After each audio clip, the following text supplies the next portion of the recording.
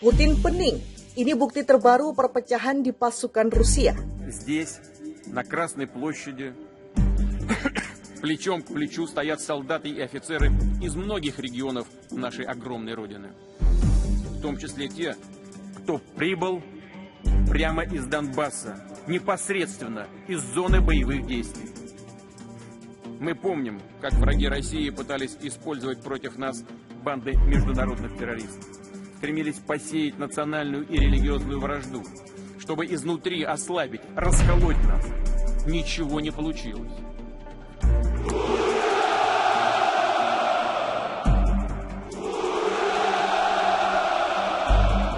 Защита нашей Родины, ее суверенитета и территориальной целостности, для обеспечения безопасности нашего народа и людей на освобожденных территориях, считаю необходимым поддержать предложение Министерства обороны и Генерального штаба о проведении в Российской Федерации частичной мобилизации.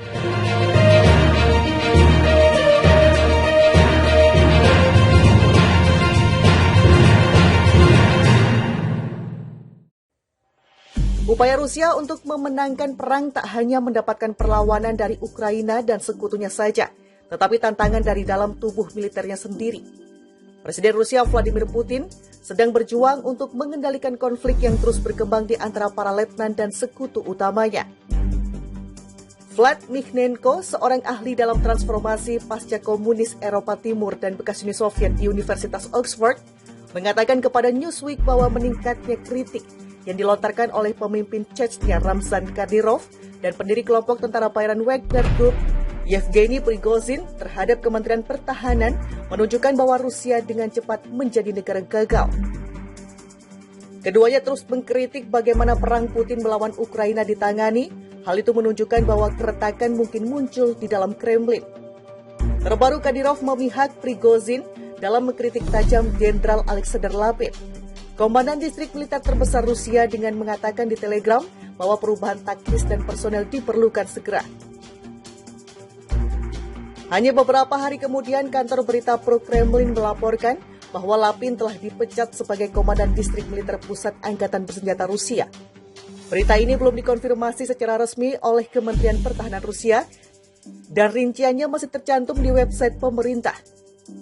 Itu hanyalah salah satu dari banyak contoh perbedaan pendapat dari sekutu utama Putin karena Rusia terus menghadapi kemunduran militer di Ukraina.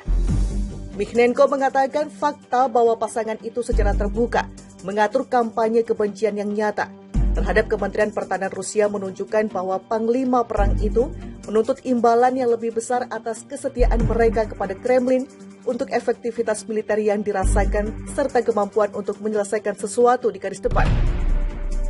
Kadyrov dan Prigozhin mengklaim jauh lebih baik dalam mengumpulkan pasukan, berperang, dan strategi perang daripada Kementerian Pertahanan Rusia dan staf umum. Kata Mikhnenko dikutip dari Newsweek Rabu 2 November 2022. Tidak diragukan lagi secara pribadi mereka mengeluh kepada Putin bahwa dia harus menempatkan patriot sejati yang bertanggung jawab atau setidaknya lebih dekat dengan pengaturan keuangan perang dan aliran uang daripada jenderal yang tidak berguna dan korup. Institute for the Study of War, ISW, mencatat dalam sebuah laporan pada Senin bahwa Prigozhin telah melanjutkan upayanya untuk meningkatkan statusnya di antara elit Rusia.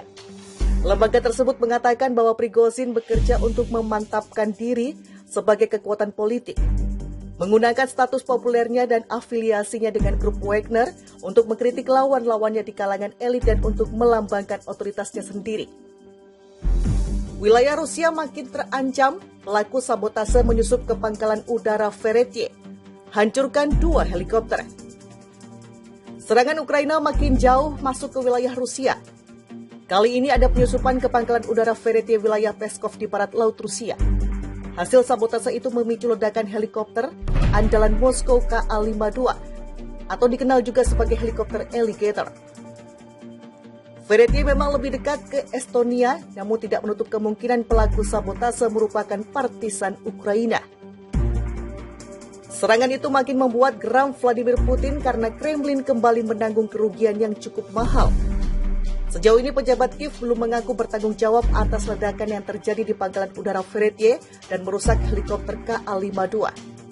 Pada hari Senin, Kementerian Pertahanan Ukraina mengatakan bahwa 2 helikopter Ka-52 Rusia hancur, sementara 2 lainnya rusak parah. Media Rusia yang dikutip Express melaporkan telah terjadi ledakan di pangkalan terbang Veretye. Penyelidikan masih dilakukan dan mencari pelakunya. Layanan berita Telegraf Basa yang memiliki hubungan dengan Dinas Keamanan Rusia mengutip seorang perwira Rusia yang tidak disebutkan namanya yang mengatakan ledakan itu sangat kuat sehingga puing-puing pesawat berserakan sekitar 200 meter jauhnya. Basa melaporkan bahwa militer Rusia telah menentukan alat peledak buatan tangan yang terpasang pada satu helikopter, tetapi juga melaporkan bahwa helikopter tersebut saat ini sedang diperbaiki. Namun ini mungkin media Rusia yang meremehkan serangan itu, dan media Inggris tidak dapat memastikan apakah helikopter itu hancur atau hanya rusak. Pengguna media sosial Rusia juga menyebutkan insiden mengenai helikopter di wilayah tersebut dan rekaman video yang diposting online tampaknya menggambarkan sabotase. Video tersebut menunjukkan seorang pria berjongkok di siang hari di samping helikopter dengan apa yang tampak seperti bom yang tampaknya memiliki sumbu mekanis VZT-6CH. Fuse ini beroperasi pada penundaan hingga 6 jam yang akan memberikan waktu bagi penyabot untuk melarikan diri. Menurut seorang pejabat Rusia yang tidak disebutkan namanya di wilayah Peskov, keamanan di pangkalan udara Veretye telah lalai selama beberapa tahun. Pada hari Selasa, sumber ini mengatakan kepada Radio Free Europe bahwa pangkalan udara itu tidak dijaga dengan baik dan mudah diakses. Upaya Rusia untuk memenangkan perang tak hanya mendapatkan perlawanan dari Ukraina dan sekutunya saja, tetapi tantangan dari dalam tubuh militernya sendiri. Presiden Rusia Vladimir Putin sedang berjuang untuk mengendalikan konflik yang terus berkembang di antara para letnan dan sekutu utamanya. Vlad Mikhnenko, seorang ahli dalam transformasi pasca komunis Eropa Timur dan bekas Uni Soviet di Universitas Oxford, mengatakan kepada Newsweek bahwa meningkatnya kritik yang dilontarkan oleh pemimpin Chechnya Ramzan Kadyrov dan pendiri kelompok tentara bayaran Wagner Group, Yevgeny Prigozhin, terhadap Kementerian Pertahanan menunjukkan bahwa Rusia dengan cepat menjadi negara gagal. Keduanya terus mengkritik bagaimana perang Putin melawan Ukraina ditangani. Hal itu menunjukkan bahwa keretakan mungkin muncul di dalam Kremlin. Terbaru, Kadyrov memihak Prigozhin dalam mengkritik tajam Jenderal Alexander Lapid, Komandan distrik militer terbesar Rusia, dengan mengatakan di Telegram bahwa perubahan taktis dan personel diperlukan segera. Hanya beberapa hari kemudian, kantor berita pro-Kremlin melaporkan bahwa Lapin telah dipecat sebagai Komandan Distrik Militer Pusat Angkatan Bersenjata Rusia. Berita ini belum dikonfirmasi secara resmi oleh Kementerian Pertahanan Rusia, dan rinciannya masih tercantum di website pemerintah. Itu hanyalah salah satu dari banyak contoh perbedaan pendapat